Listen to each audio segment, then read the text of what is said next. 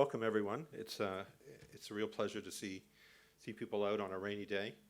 I think this event on cross-border regulation was originally scheduled for the last week of June, and postponed largely due to the uncertainty that followed the UK referendum result,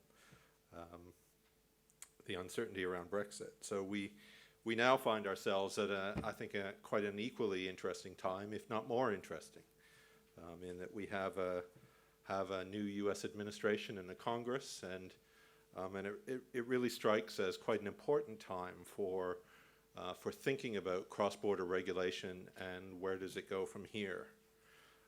It feels a bit like it might even be out of the frying pan and into the fire in terms of the timing of the event.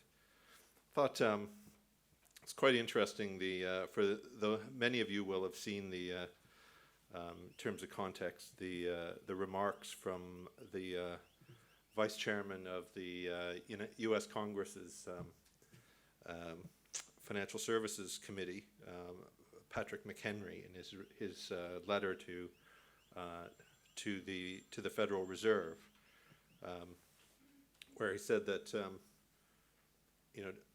despite the clear message delivered by President Trump in prioritizing America's interests in international negotiations, it appears that the Federal Reserve continues negotiating international regulatory standards among global bureaucrats in foreign lands without transparency, accountability, or the authority to do so.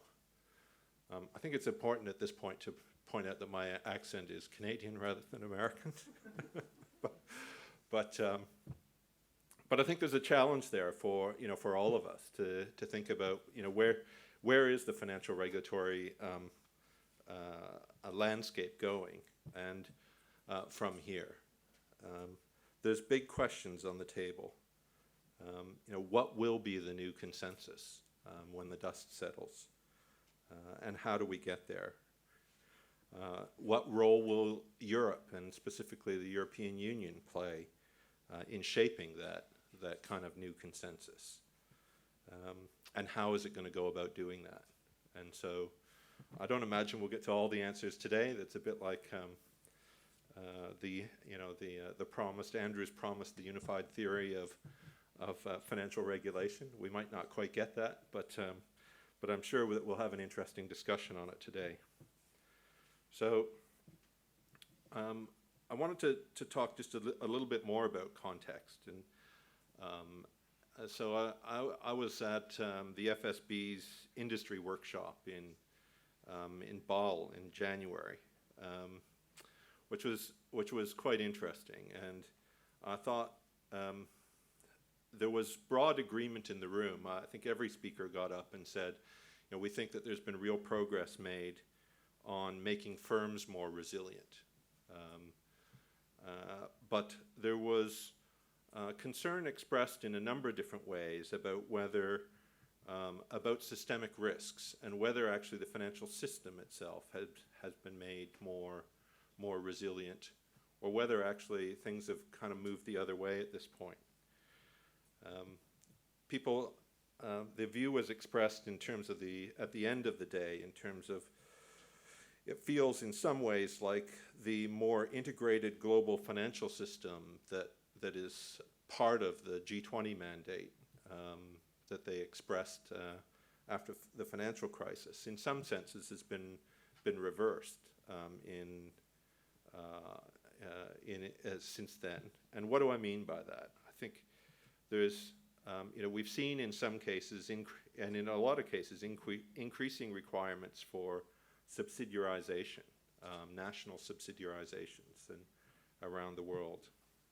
We've seen, the United States again, bringing in for banks the intermediate holding company rules in the U.S.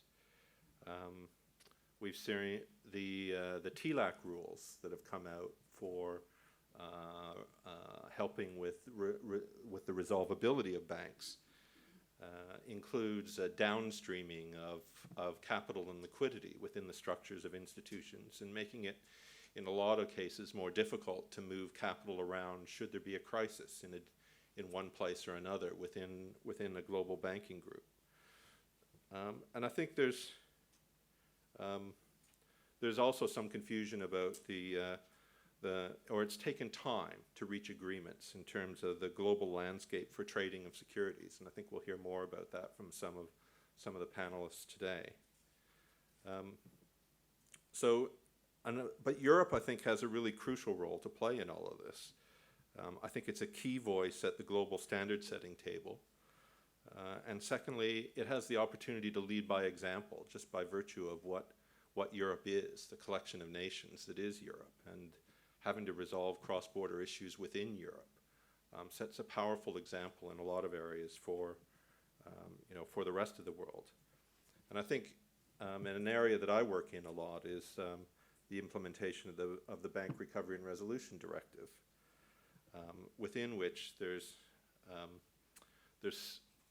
whole set of body of rules around resolution colleges that clarifies the rights of both the home and host jurisdictions within the resolution college.